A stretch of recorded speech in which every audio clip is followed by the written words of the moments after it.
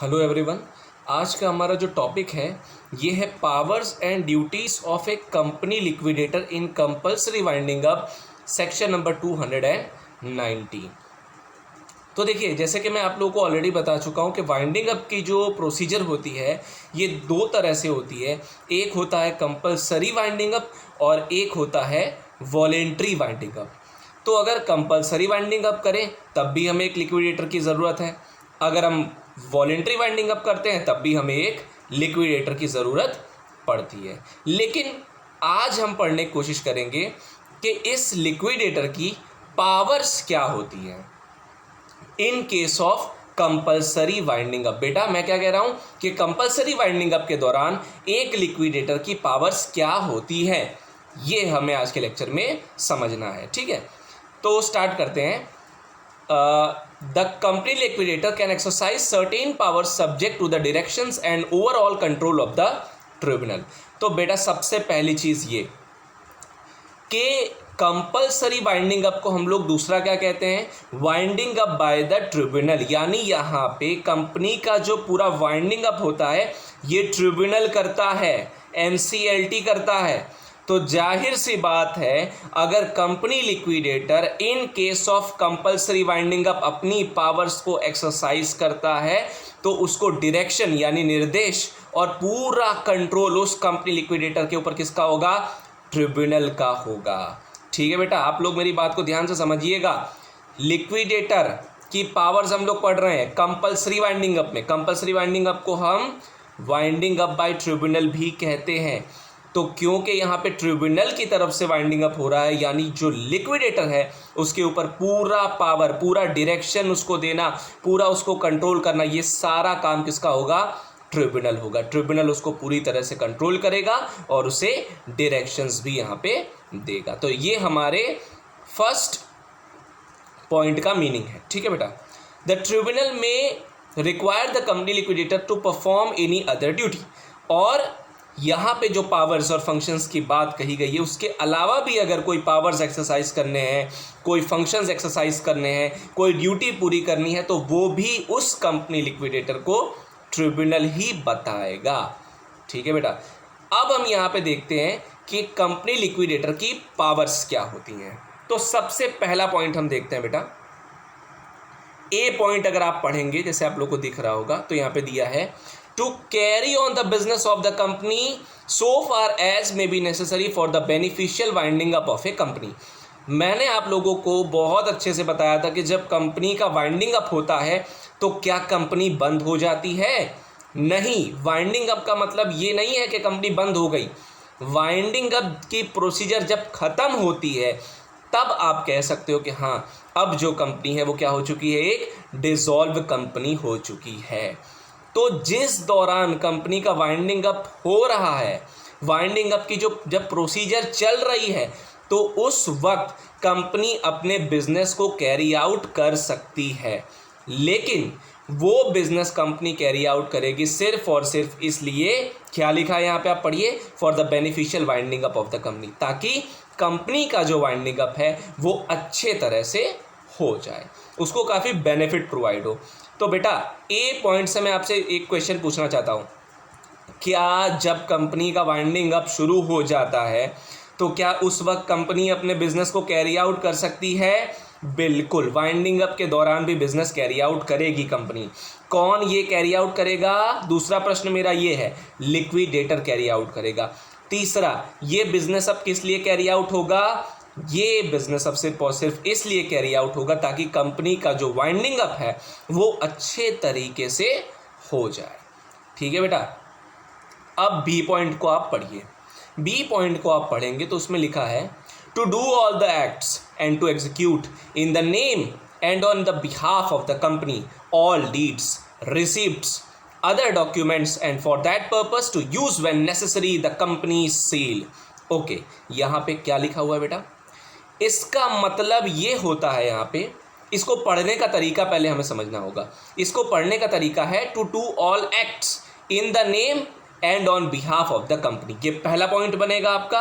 और दूसरा बनेगा to execute all deeds, receipts and other documents. ये इस तरह से इसको पढ़ा जाएगा बेटा, लिखा अलग तरीके से लेकिन इसको एक्ट को इस तरह से पढ़ना है। इसका मतलब क्या हुआ, अब ये समझिए। सारे एक्ट करने हैं कंपनी लिक्विडेटर को कंपनी के बिहाफ में और कंपनी के नाम पे। सारे एक्ट कौन करेगा बेटा, कंपनी लिक्विडेटर। मैंने क्या कहा, हमें इसे किसे पढ़ना है, to do all acts in the name and on behalf of the company. Company के बिहाफ पे, कंपनी के नाम पे सारे एक्ट्स किए जाएंगे इस कंपनी के लिक्विडेटर के द्वारा। और दूसरा पॉइंट जो मैंने बताया, ये कंपनी का लिक्विडेटर एग्जीक्यूट करेगा कंपनी के सारे डॉक्यूमेंट्स, जितने भी रिसीप्ट्स, डीड्स, सब कुछ एग्जीक्यूट अब किसके द्वारा किया जाएगा, वो भी एक कंपनी के लिक्विडेटर के द्वारा ही किया जाएगा। और इन सब काम को पूरा करने के लिए, इस पर्पस को अचीव करने के लिए कंपनी का ये जो लिक्विडेटर है वो कंपनी के सील का भी यूज़ कर सकता है। ठीक है बेटा, तो यहाँ पे हमने क्या समझा कि कंपनी का लिक्विडेटर क्या करता है, उसके पास क्या पावर आ जाती है कि वो कंपनी के नाम पे, कंपनी के बिहाफ पे सारी एक्टिविटीज़ करने लगता है, सारे डॉक्यूमेंट्स जो हैं वो एग्जीक्यूट भी वही करने लगता है, और कंपनी का जो सील होता है उसका यूज़ भी कंपनी लिक्विडेटर करता है। तो ये हो गया दूसरा पावर। ठीक है बेटा, तीसरे पावर की तरफ बढ़ते हैं। तीसरा पावर कहता है to sell the immovable and movable property and actionable claims of the company by public auction or private contract। इसका क्या मतलब हुआ बेटा, इसका मतलब है कि कंपनी के जितनी भी मूवेबल प्रॉपर्टी है, पहला पॉइंट, कंपनी की जितनी भी इमूवेबल प्रॉपर्टी है, दूसरा पॉइंट, और तीसरी चीज़ कंपनी के एक्शनेबल क्लेम्स।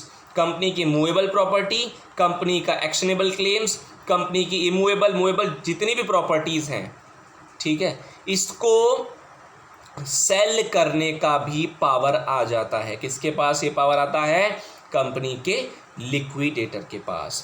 कंपनी के लिक्विडेटर के पास तीसरा पावर क्या है, कंपनी की मूवेबल प्रॉपर्टी, इमूवेबल प्रॉपर्टी और कंपनी का एक्शनेबल क्लेम्स, इसको सेल करने का पावर किसके पास है, कंपनी के लिक्विडेटर के पास है। In case of compulsory winding up हम लोग पढ़ रहे हैं बेटा, इसको ध्यान रखना।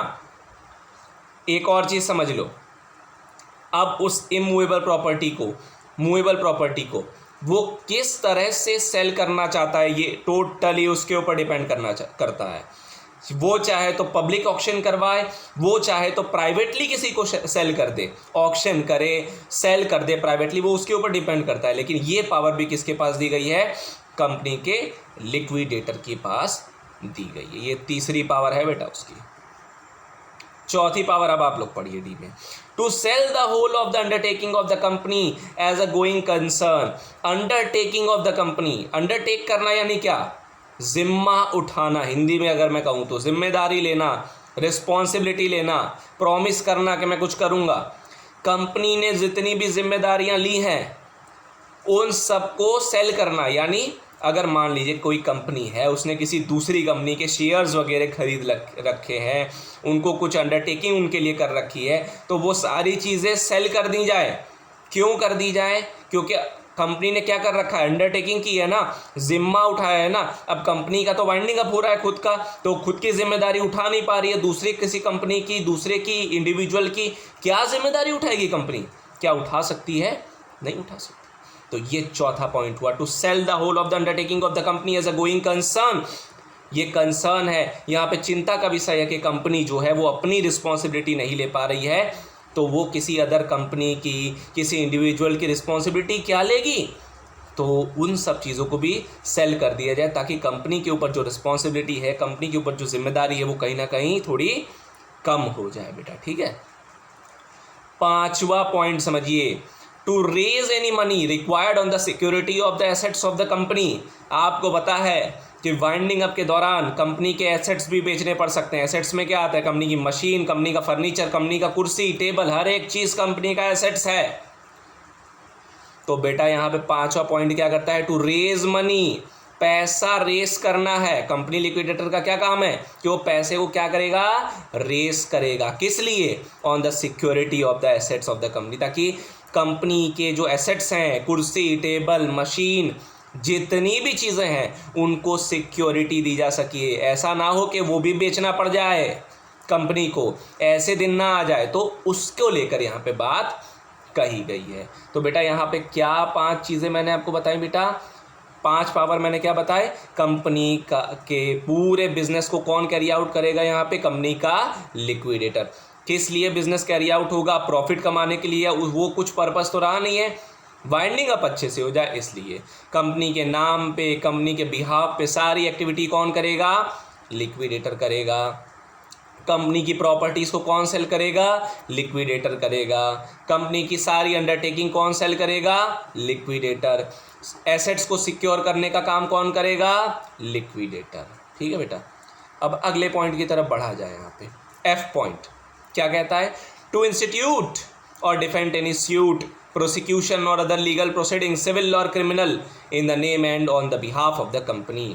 टू इंस्टीट्यूट और डिफेंड एनी सूट मतलब कंपनी के तरफ से सूट फाइल भी कर सकता है, और अगर कंपनी के ऊपर कोई सूट हुआ तो वो डिफेंड भी कर सकता है, कोई भी लीगल प्रोसीडिंग, चाहे वो सिविल हो चाहे वो क्रिमिनल प्रोसीडिंग चल रही हो। तो बेटा वाइंडिंग अप जिस वक्त होता है ना, सारी जिम्मेदारी कंपनी के लिक्विडेटर के ऊपर आ जाती है। कंपनी की तरफ से केस भी फाइल करता है, और कंपनी की तरफ से जब केस फाइल होता है, कंपनी के ऊपर फाइल होता है, तब भी जिम्मेदारी कौन लेता है, कंपनी का लिक्विडेटर। कंपनी के ऊपर सिविल मैटर चल रहा हो, क्रिमिनल मैटर चल रहा हो, हर एक चीज़ की रिस्पॉन्सिबिलिटी कौन लेता है, लिक्विडेटर लेता है बेटा। ठीक है, ओके, अब आगे की तरफ पढ़ते हैं। क्या लिखा है आगे बेटा, G point, to invite and settle the claim of the creditors, employees and any other claimant and distribute sale proceeds in accordance with priorities establish under this act. इसका क्या मतलब हुआ, कंपनी के क्रेडिटर्स को इनवाइट करता है, company के creditors को बुलाता है। कंपनी का जो लिक्विडेटर होता है ना बेटा, वो क्या करता है, वाइंडिंग अप के दौरान कंपनी के क्रेडिटर्स को बुलाता है, कंपनी के एम्प्लॉयज़ को बुलाता है, और उनसे कहता है इनवाइट करके कि बताइए आपका कितना क्लेम है। क्रेडिटर्स से पूछता है आपको कितने पैसे देने हैं, एम्प्लॉयज़ से बात करता है कि आपकी कितनी सैलरी बाकी है, या कोई अदर क्लेमेंट है जिसको पैसा लेना है कंपनी, उन सभी को इनवाइट करता है, उनके क्लेम्स को पूरा करता है, उनको उनके पैसे वापस लौटाता है। कौन करता है ये सब, कंपनी का लिक्विडेटर। बेटा आप लोग देख रहे हो, कंपनी की तरफ से केस लड़ना, कंपनी की तरफ से केस को डिफेंड करना, एसेट्स सेल प्रोटेक्ट करना, कंपनी की प्रॉपर्टीज़ को सेल करना, सारी रिस्पॉन्सिबिलिटीज़ ले रहा है ये। क्रेडिटर्स को बुलाना, क्रेडिटर्स के पैसे देना, एम्प्लॉयज़ को पैसे देना, ये सारी रिस्पॉन्सिबिलिटी यही ले रहा है बेटा। अगले पॉइंट की तरफ बढ़ते हैं बेटा। एच पॉइंट क्या कह रहा है, टू इंस्पेक्ट द रिकॉर्ड्स, यानी कि इंस्पेक्शन करने का पावर भी है बेटा। इंस्पेक्ट यानी इंस्पेक्शन, कंपनी के लिक्विडेटर के पास इंस्पेक्शन करने का भी पावर है। क्या इंस्पेक्ट कर रहा है बेटा, returns of the company, records of the company. Company जितने भी रिटर्न वगैरह है, कंपनी का जितना भी रिकॉर्ड्स है, रिटर्न्स है, इन सबको इंस्पेक्ट करने का काम कौन करता है बेटा, यहाँ पे कौन करता है, ये सब कंपनी लिक्विडेटर करता है। यहाँ पे लिखा है एच पॉइंट में बेटा, एच पॉइंट में लिखा है on the files of the registrar, on नहीं वो और है बेटा, ठीक है, और कर दीजिएगा, और the files of the registrar. या फिर तो यहाँ पे क्या मतलब हुआ कि कंपनी का लिक्विडेटर क्या कर रहा है बेटा, कंपनी के रिकॉर्ड्स, कंपनी के रिटर्न्स, इन सब का इंस्पेक्शन कर रहा है। रजिस्ट्रार की जितनी भी फाइल्स होती हैं बेटा, उनका भी इंस्पेक्शन कौन करता है, ये कंपनी लिक्विडेटर या कोई अदर अथॉरिटी है, उसका भी इंस्पेक्शन करने का पावर किसके पास है बेटा, कंपनी के लिक्विडेटर के पास है। अगर हम अगले पॉइंट की तरफ बढ़ें तो आप लोग देख पा रहे होंगे बेटा, जे पॉइंट की अगर मैं बात करूं कि कंपनी के बिहाफ में एक्सेप्ट करता है, बनाता है, एंडोर्स करता है कोई भी नेगोशिएबल इंस्ट्रूमेंट। ठीक है, क्या लिखा है, to draw, accept, make and endorse any negotiable instrument including cheque, bill of exchange, hundi, promissory note in the name and on behalf of the company with the effect with respect to the liability of the company as if such instrument had been drawn, accepted, made or endorsed by or on behalf of the company in the course of its business. Company के नाम से, company के behalf में जितने भी negotiable instrument हैं, चाहे वो प्रॉमिसरी नोट हो, चाहे वो बिल ऑफ एक्सचेंज हो, चाहे वो चेक हो, कोई भी नेगोशिएबल इंस्ट्रूमेंट हो, उसको ड्रॉ करना, बनाना, मेक करना, एक्सेप्ट करना, ये सारा काम अब किसके हाथ में चला जाएगा? On behalf of the company. कौन करेगा बेटा? ये सारे काम जो है यहाँ पे कंपनी का लिक्विडेटर करता है। कंपनी का लिक्विडेटर बेटा कंपनी के जितने भी नेगोशिएबल इंस्ट्रूमेंट्स होते हैं, promissory note, bill of exchange, cheque, ये सब कुछ इंडोर्स करना, मेक करना, एक्सेप्ट करना, ड्रॉ करना, सारी रिस्पॉन्सिबिलिटी किसके ऊपर आ जाती है? कंपनी के लिक्विडेटर के ऊपर। ये है in case of compulsory winding up क्या रिस्पॉन्सिबिलिटीज होती हैं बेटा एक कंपनी के लिक्विडेटर की। अब हम अगले पॉइंट की तरफ बढ़ते हैं बेटा।